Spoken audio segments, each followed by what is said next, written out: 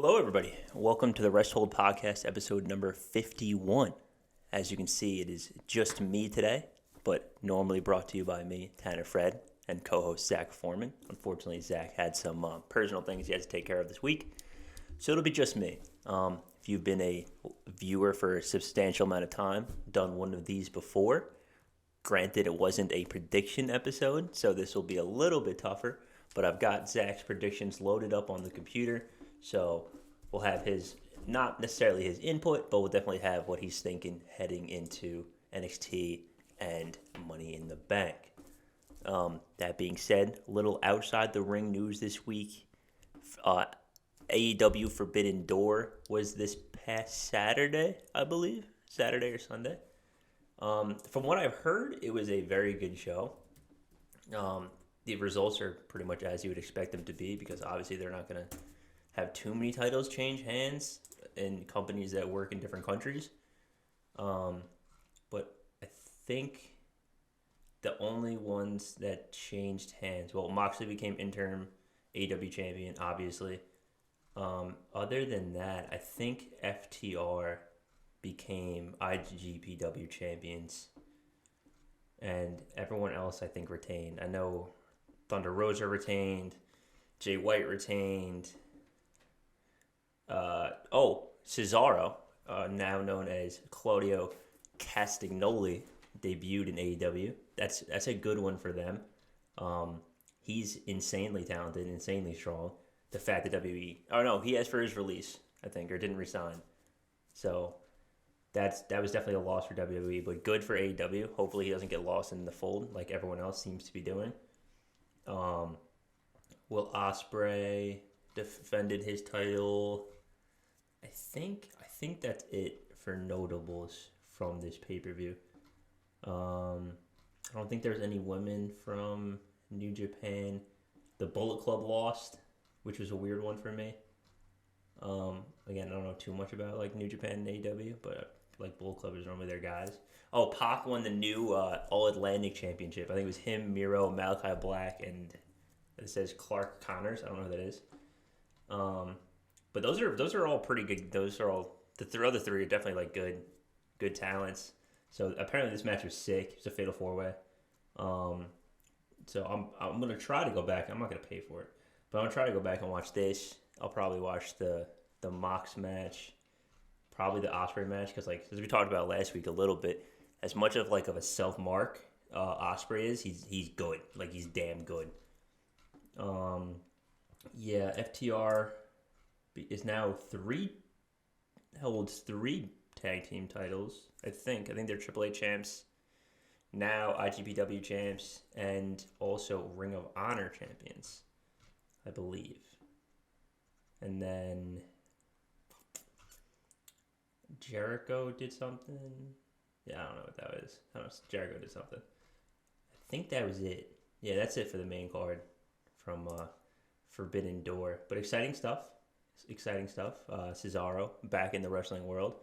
There was also something, apparently Bray Wyatt, like new name got revealed or something. I don't remember what it was. He filed for the trademark Wyatt 6. Again, that could just be outside the ring stuff, but kind of weird that he would do that if maybe like Dark Order, but it seems like they're pushing the Dark Order out, which is something people are talking about. They're not happy with. John Cena back this past Monday on Raw, gave a little nice promo, shaking hands with everyone in the back, all that good stuff. I don't think there's anything else too super exciting this week outside the ring. The Vince McMahon stuff is kind of at a no news still. Sasha Banks still kind of at a no news. So other than that, it's really been pretty straightforward week. And then I guess we can just jump right into the... it's definitely going to be a short episode today because it's going to be kind of hard to talk to myself for an extended period of time. So I guess we'll just go through the matches from NXT Great American Bash, which is on Tuesday the 5th. And then we'll do Money in the Bank, which is Saturday the 2nd. It's Saturday, not Sunday. It's Saturday this year. So let's get right into NXT. First match on the card, we have Wendy Chu and Tiffany Stratton. I don't really know why this is on the card. I don't know how this match happened. I know they've been like kind of feuding for a couple of weeks. It's been weird. But I think Tiffany takes this for sure. It wouldn't really make sense for Wendy to win. She's kind of a gimmicky character. She's kind of like a hurricane. That's how I see her anyway. So like her winning kind of buries Tiffany. But like her losing doesn't really do much because she's just like sleepy. That's her character. She's sleepy. It seems like Zach agreed. He also went Tiffany, probably for a lot of similar reasons. Tiffany's only getting better. And it's like they're putting Grayson's on the card now too, and they're kind of together on screen. So I don't think we'll get to Grayson when we get to the North American title. But yeah, I definitely think Tiffany takes this one. Next match we have Wesley, formerly of MSK, and Trick Williams. So this came from like 2 weeks ago, a week or two ago. Trick like interfered in Wesley's match with Carmelo, I think, or something like that. And Wesley was like, "Oh, I want payback." So now it's Trick and Wes at the Bash. So Zach went Wesley on this one. Oh man, I want to go Wesley because I think it makes sense for him to win. Trick isn't like a joke character, but like he's okay losing because he's kind of just like Melo's sidekick a little bit. So I definitely could see him losing. It's a weird story. There's like nothing. There's not a whole lot. I get why it's on the card, but like there's no really way for me to like. There's nothing for me to see to predict this. That like, oh, this is what happens moving forward. Other than the only thing I could think of, and I'm probably gonna go West because of this, is that this could definitely be used as like a next man up type of situation. Like, first of all, I don't know what happened to Solo. I don't know how Solo isn't next man up. I don't know how that got overlooked, but it seems like after this next, I'm going to spoiler, title defense for Carmelo, I think Wesley might be the next man up. So jumping right into that match, we've got Carmelo Hayes versus Grayson Walla, which, I mean, it was an interesting, like, I like the way they got this on the card because, like, they didn't have anything for him. And so, if you didn't watch NXT this week, Grayson Waller was having Carmelo, like, sign a bunch of merch. And then he, like, kind of, like, had him sign the contract without even realizing he was signing the contract. So, like, that was kind of, like, it was, like, a cheeky little creative Healy way of Grayson, like, weaseling his way into this match, which I don't hate. I think it's fine. That being said, this match will be sick. I think this could be match of the night, honestly. Maybe even match of the weekend, because this is going to be, I mean, granted, like, the Money in the Bank could obviously be the Money in the Bank and just be, like, the best.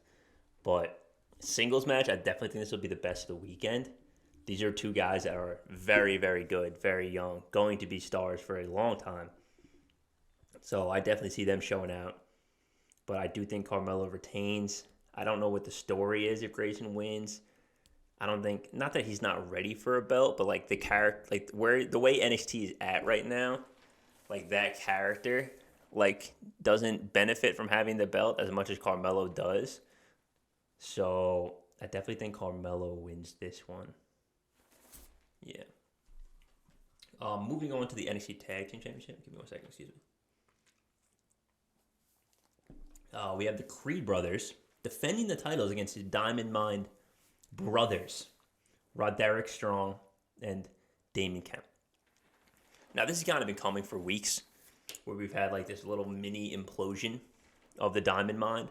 It's kind of stemmed by Roddy saying that, you know, the Creeds aren't getting it done and barking at Ivy Nile and all this jazz and bringing on Damon Kemp to kind of like motivate the Creeds, you know. And it seems like, you know, Kemp was Roddy's boy. So, by the way, Kemp is, what's his name? I'm sorry, the name is eluding me, but it's the Minnesota kid they signed, the actual wrestler, the gold medalist. It's his younger brother. So this guy's an athlete. This guy's good. This guy's damn good in the ring. But it seems like this is gonna be where the Diamond Mine breaks up. Especially after this last week again, with them losing to the Joe Gacy faction in the little 6-man tag action, which led to this match because Roddy got pinned because of arguments with the Creeds and all that jazz and the usual WWE stuff. You've seen it 1,000 times. But yeah, I don't see the Creeds losing the belts, especially to Roddy and Damon Kemp. Wouldn't make sense. If anything, I see them losing to the Gacy faction, maybe dropping to Pretty Deadly again. But other than that, there's really no one I see them losing to right now, especially not Roddy.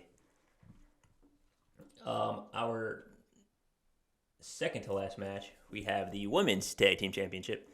Toxic Attraction, represented by Gigi Dolan and, oh wow, what's her name? Wow, I feel bad. I can't think of her name, but you know what I'm talking about. Against Cora Jade and Roxanne Perez. This past week, Roxanne and Cora beat, what's her name now? Katana Cade or something like that, who used to be Kate and Cesaro. And Kaden Carter in a number one contender match. So we now have these two versus Toxic. I apologize. I should have mentioned. Zach took Wesley. Zach took Carmelo. Probably for similar reasons as me. And Zach took the Creeds, probably for the same reasons as me. So for this one, this is tough. This is tough because I feel like it seems like the clock is running out for Toxic. They've had the belts for a long time, especially Mandy. Mandy's had it for a while. I think almost a year now. But this is definitely the least confident I am in them defending. But that being said, I still am going to go Toxic. Yeah, I'm still going to go Toxic. I don't think they lose the belts just yet. I think the walls are definitely closing in, especially on Mandy. I think if Cora and Roxanne have a good shot of taking it off them, they really do. I don't know who else would, really, in the division, because there's not a whole lot of tag teams, especially like established tag teams. Not that these two are established, but they work pretty well together. Yeah, I still think it's Toxic, though. I still think they retain. This is probably going to be the one I'm wrong on, to be honest. Zach went Cora and Roxanne, and he's probably right. But yeah, I don't know. I don't think it's time for Toxic to drop the belts just yet. I think we're getting there. I think we're almost there. Maybe SummerSlam weekend would be a good time because that'll probably be at a not CWC. That'll probably be at a legitimate arena. But yeah, that might be when Mandy loses though. I don't know. I'm still gonna go Toxic. Yeah, I'm still gonna stay with Toxic. All right. So like I said, Zach went Roxanne and Cora. And then our main event of the evening. We have Braun Breaker, NXT champion, defending against Cameron Grimes. Yeah, this is gonna be interesting. This is an interesting feud. It didn't really make sense logistically why Cameron Grimes would be the number one contender, other than like he was North American, so now he's up for the next one. Which is kind of something they've always done in NXT, but like I still don't know if that's right or fair or the good way to do it, whatever it is. But yeah, this feud actually got really interesting. The face-off they had last week was good. Playing off a little Braun injury angle now, potentially. Little shoulder problems at the hands of Cameron Grimes. Cameron Grimes basically acting like, especially if Braun's not at 100%, he's not worried at all. He's definitely got him. This is going to be a Braun title defense, I believe. I don't think Cameron Grimes is ready to be not North American, I apologize, is ready to be NXT champion. I still think he's got a little work to do. He's very, very good. He is very talented. In the ring, he's good. His mic work is better than people realize. He could flip from heel to face in a single promo. Like, not a lot of people can do that, especially in NXT. It's like, he's got talent, and they're going to use him, but I don't know if it's time yet. Braun is one of these guys where they're going to pull the belt off him and bring it right up. So I don't think that time is now. Although it's possible, but I don't think so. Sorry about that. But yeah, I went Braun. Zach also went Braun. Yeah, I think that's it for the NXT card. If there is anything that's added late, which I don't think there will be, we will post on our Instagram, which is at @wrestle_pod if you want to follow that. Twitter as well, same thing. But yeah, so we both took Tiffany Stratton defeating Wendy Chu. Both took Wesley defeating Trick Williams. Both have Cameron Grimes defeating Grayson Waller. Both have the Creeds defeating Roddy and Damon Kemp. I took Toxic defeating Roxanne and Cora. Zach has Cora and Roxanne defeating Toxic, and then we both have Braun Breaker defeating Cameron Grimes. So I have no title changes. Zach has one. We'll see. That card looks okay. The good matches will be very good. The other matches will be what they are. But I think at least two of these are must watch. And then the other ones will be very good for the most part. Yeah, all right. So that's NXT. That's Tuesday. Again, Tuesday the 5th, July 5th. And then we got the big one. We got Money in the Bank 2022. The undercard is, or mid-card, I guess, is very underwhelming. I think the matches will be fine, but it's an underwhelming card. But to start off, we have Bianca Belair defending her Raw Women's Championship against Carmella. This is a no-brainer. This is Bianca. Zach has Bianca as well. This is just a filler. They just didn't have anything for Bianca, and they wanted her on the card. Like, she's beaten Carmella for SmackDown Championship like 9 times, like last feud when she had that, before she lost, or before she dropped it to Becky. This is easy Bianca picks. Like, there was no build-up. She's won that Fatal 5-Way, and now they're fighting. Like, Bianca's going to smoke her. I don't have too much to say on that. It's going to be a quick one. But it should be okay. Carmella's good. Bianca's very good. We know this. That'll be the better of the two women's matches, not including the Money in the Bank. So that brings us to the worst of the two. Ronda Rousey defends her SmackDown Women's Championship against Natalya. This will be a good match to potentially take a nap during, or maybe get, if you have dominoes, that might be a good time to get the door, or if you're gonna, maybe you have to use the restroom. This would be a good time. Take a shower. If you've been worked up from the other matches, maybe take a shower. This is gonna be a sleeper. I think Ronda will win. I think Natalya, while good in the past, is on the older side, is slowing down, is definitely slower than she was, isn't as clean as she used to be, like in the ring, isn't as smooth. And we all know Ronda's not any of those things and never has been. So having her, I know they're like friends, so like the chemistry should be fine, but like in terms of like what the actual match will provide for us, don't get your hopes up. Neither of these women are that good, especially anymore. But I think Ronda easily defends. There's nothing that's built Natalya for me to believe that she has a legitimate chance of winning. She's not going to carry SmackDown. She's definitely not going to bring people in the seats. Like, as much as like we really don't like Ronda on this podcast in terms of her ability to do anything in a wrestling ring, she puts people in seats. Like, the name gets out there. People know who Ronda Rousey is. Little kids like Ronda Rousey, especially like the little girls. They love Ronda Rousey. She's, the badass. But, yeah, Natalya's not going to bring anything extra than Ronda to the table. So, definitely Ronda Rousey. Zach went Ronda as well. I think that's a pretty easy one. All right. United States Championship, Theory versus Bobby Lashley.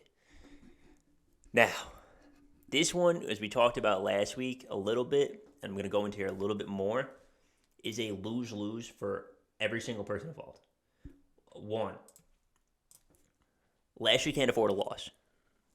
After his win at Hell in a Cell, he comes out of the ring, grabs the dude's belt from the stands, walking around holding up the WWE Championship, steps up to the ring holding up the WWE Championship, and now he's feuding with Theory, who is going to be feuding with Cena, most likely, at SummerSlam, which means Theory isn't losing here.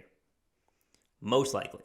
I would be very surprised if Cena's back, historically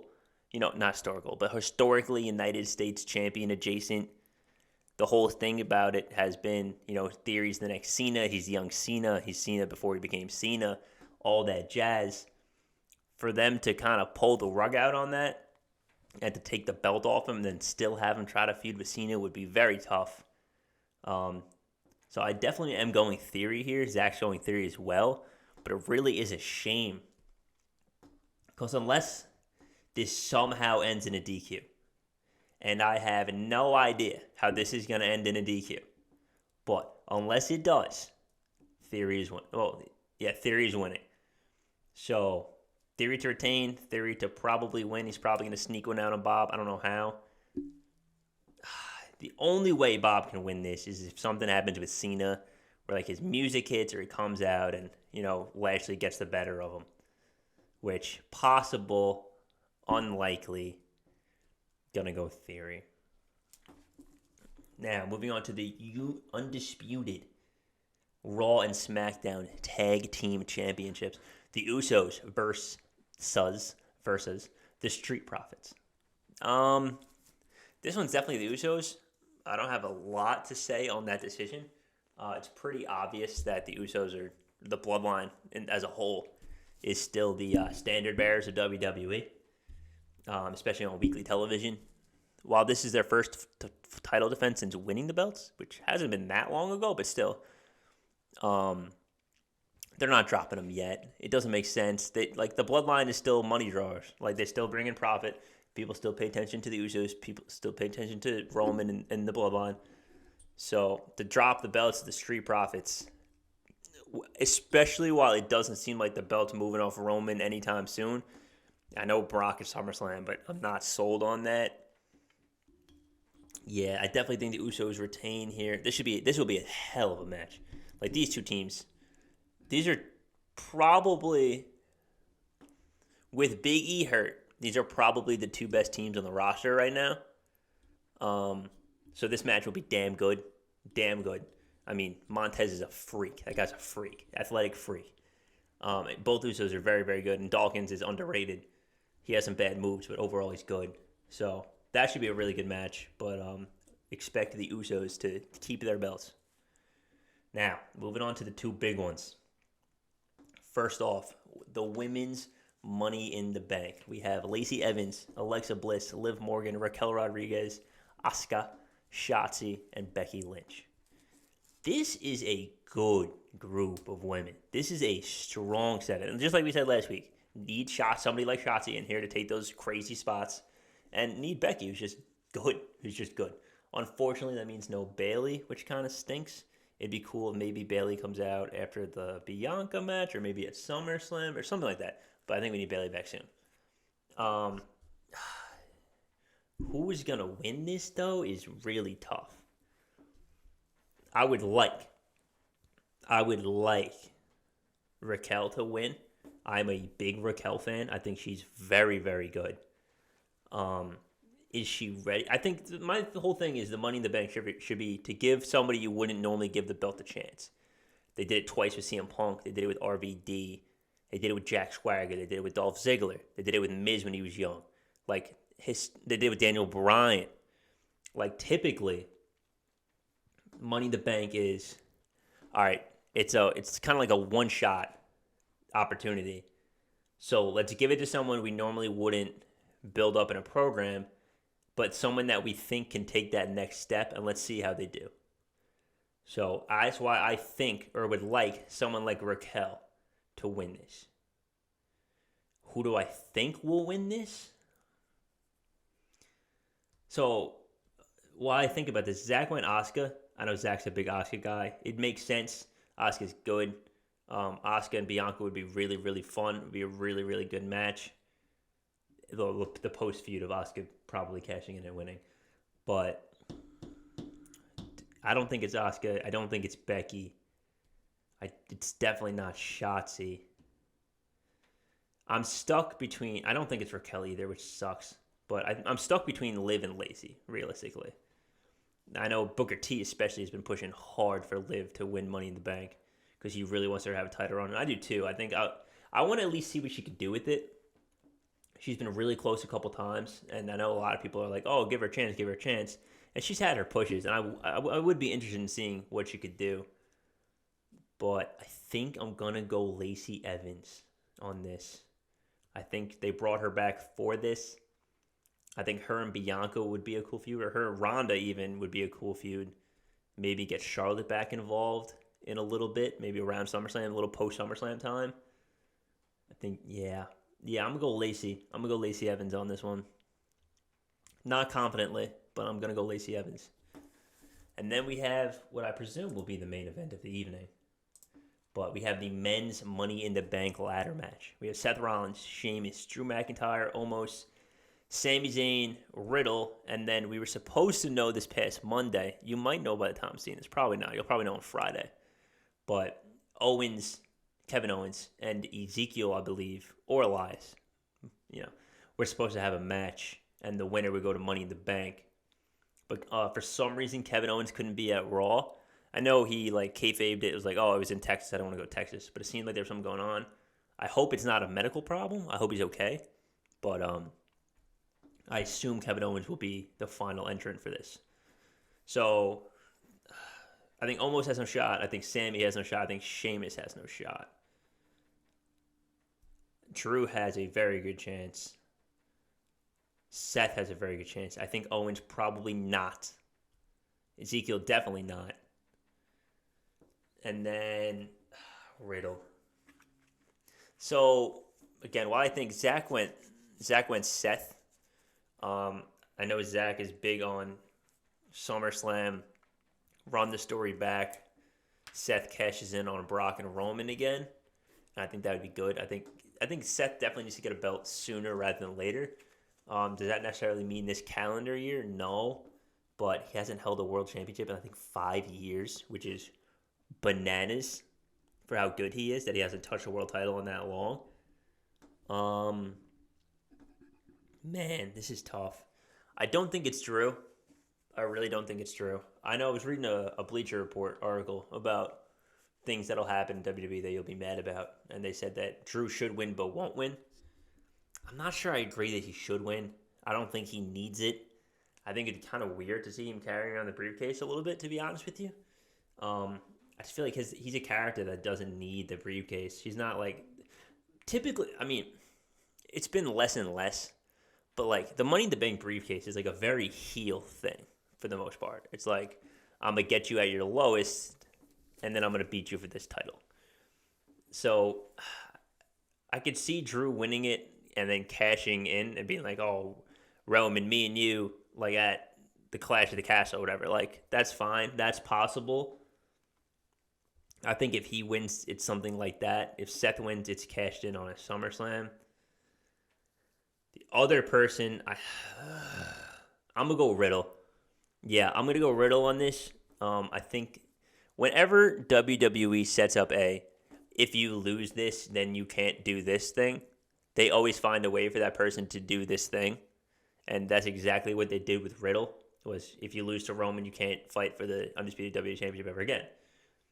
Well, he did, and he lost, and now here we are in the Money in the Bank ladder match. So maybe this is a way to split the belts, as we have alluded to in the past, where Riddle wins, cashes in, and they're no, we said you couldn't challenge for both belts or this belt or whatever, so you can have that one, but this one's mine kind of thing. I don't know. I'm going to go Riddle. I think the other ones are just too obvious, and like I said, WWE in the past has been known to do their whole, oh, this person can't do this thing, so we're going to find a way for them to do this thing. So, yeah, I think Riddle. Yeah, I'm going to go Riddle. All right, and that's it for Money in the Bank. Again, if there's anything that pops up, anything else that happens, if that maybe whoever that seventh entrance isn't Kevin Owens or Ezekiel, it's somebody else, we'll talk about that.